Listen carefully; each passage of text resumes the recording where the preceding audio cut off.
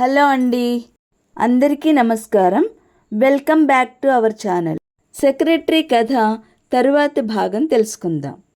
బామ్మ ద్వారా అన్నీ తెలుసుకున్న రాజశేఖరం అన్ని విషయాలు లెటర్లో రాసి జయంతికి పోస్ట్ చేస్తాడు. కానీ జయంతి ఆ లెటర్ చదవదు. విజయలక్ష్మి జయంతి ఆ లెటర్ చదువుతూ ఉంటుంది. తర్వాత బామ్మ ద్వారా తెలిసింది నాకు అంటూ శేఖరం, మా అమ్మ చిన్నప్పుడే తల్లి తండ్రి పోతే వాళ్ళ మేనత్త దగ్గర పెరిగిందిట. నేను పెంచుకుంటానని బామ్మ ఎంత బతిమాలినా ఇవ్వలేదుట. ఆ మేనత్త చాలా గయ్యాలి. మా అమ్మ అభిప్రాయం ఏది బయట పెట్టలేనంత హడలుగా పెంచిందిట.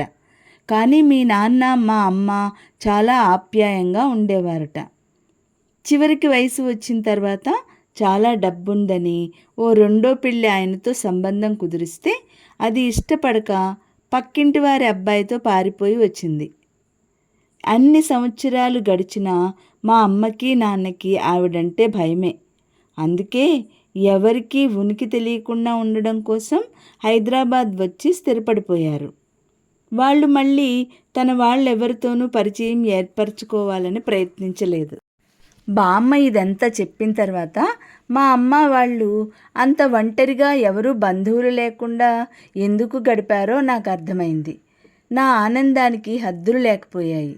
నేనింతగా కోరుకుంటున్న వ్యక్తి నాకు పరాయి మనిషి కాదు, నాకు మామయ్య కూతురు అని నీ మీద నాకు అధికారం ఉంది కాబట్టి అన్నిటికంటే చాలా రోజుల తర్వాత మా అమ్మని మరిపించేంత ఆప్యాయత ఇవ్వగలిగిన బామ్మ దొరికింది అనుకున్నాను.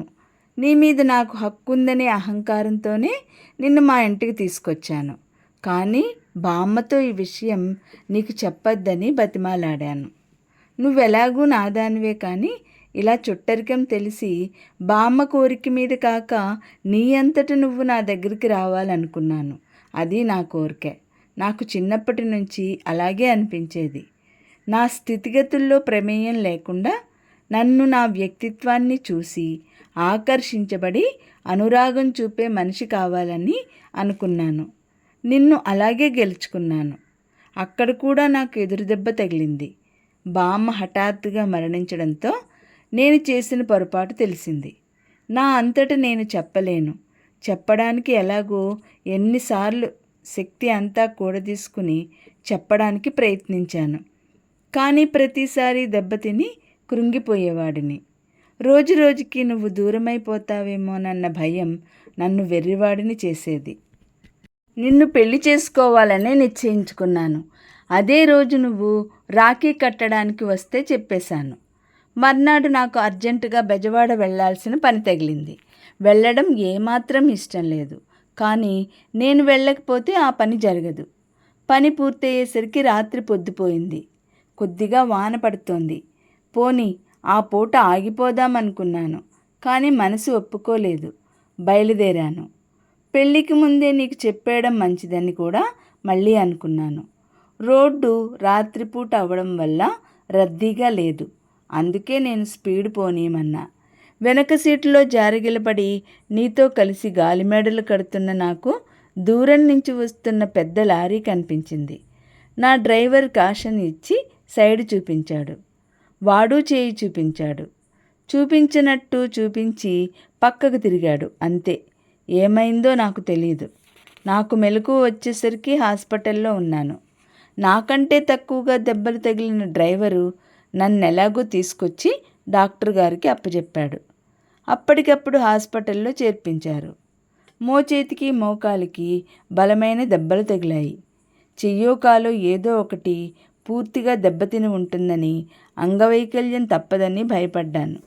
కానీ అదృష్టమో దురదృష్టమో సవ్యంగానే బయటపడ్డాను.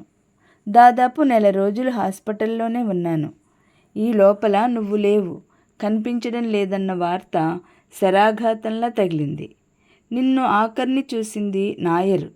వాడు కారు వద్దు, బస్సు మీద వెడతాను అని బయలుదేరావని చెప్పాడు. ఇంట్లోంచి బయలుదేరిన నువ్వు వెళ్ళవలసిన చోటు చేరుకోలేదు. మధ్యలో ఏమైపోయావో, ఎలా మాయమైపోయావో ఎవ్వరికీ తెలియదు. ఆ రోజు నువ్వు తనని పెళ్లి చేసుకోమని అడిగావని, మందలించి వెళ్ళిపోయావని నిన్ను అన్ని చోట్ల వెతికారు. కానీ నువ్వెక్కడా కనిపించలేదు. నువ్వు చచ్చిపోయావనే నా గాఢ నమ్మకం. గాయాల నుంచి కోలుకొని ఇంటికి వచ్చిన నిన్ను గురించిన ఆలోచనలు భయంకరంగా పీక్కు తిన్నాయి. నేను పైకి ఏమీ అనలేదు, కానీ అందరికీ తెలుసు లోపల నాలో ఎన్ని అగ్నిపర్వతాలు బద్దలవుతున్నాయో. నవ్వితే అందరితో కలిసి నవ్వు, ఏడవదలుచుకుంటే ఎక్కడున్నా మారుమూలకు పోయి ఒంటరిగా ఏడు అన్న సూత్రాన్ని నేను నమ్ముతాను. అందుకే నా దుఃఖం ఎవరికీ పంచదలుచుకోలేదు. హాస్పిటల్ నుంచి ఇంటికి వచ్చిన 4-5 రోజులకి, అంటే అప్పటికి నువ్వు వెళ్ళిపోయి దాదాపు నెల మీద వారం కావస్తుంది, కాగితాల కోసం డ్రాయర్ తెరిచిన నాకు వాటి అట్టడుగున నీ ఉత్తరం కనిపించింది. ఆత్రంగా ఉత్తరం చూసి నీళ్లు కారిపోయాను. కోపంతో, అసహనంతో ఒంట్లో రక్తం మరిగిపోయింది. నాయర్ని పిలిచి ఇదెప్పుడు వచ్చిందని గర్జించాను. వాడు నాకు తెలియదన్నాడు. వాసుని పిలిచి అడిగితే నిజమేనని, నాకు దెబ్బలు తగిలి హాస్పిటల్కి పరిగెట్టే ఆ కంగారులో ఉత్తరం డ్రాయర్లో పడేసి మర్చిపోయానని ఒప్పుకున్నాడు.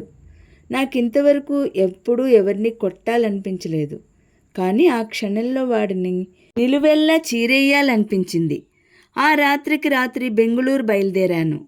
మనసులో ఎగిరిపడుతున్న ఆశ నిరాశల మధ్య హోటల్కి వచ్చేసరికి నిరాశే గెలిచింది.